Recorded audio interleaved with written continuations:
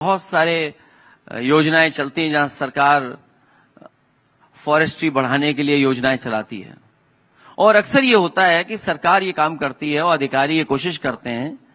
कि एक पेड़ लग जाए, तस्वीर आ जाए, प्रेस हो जाए और उसके बाद योजना कई महीनों चलेगी और वो चलाते रहेंगे। और अक्सर देखने को ये मिलता था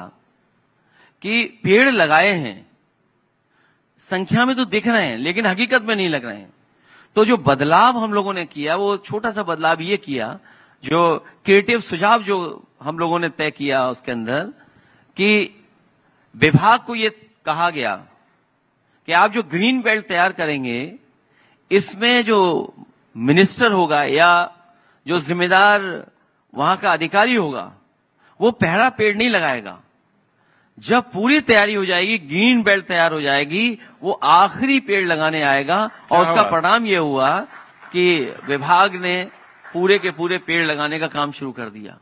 तो पहला पेड़ न लगा करके आखिरी पेड़ लगाने से ये तय हो गया। छोटा सा बदलाव था, छोटे से सुझाव से आज मैं कह सकता हूं कि उस समय जो फॉरेस्ट रिपोर्ट आई भारत सरकार की, सबसे ज्यादा है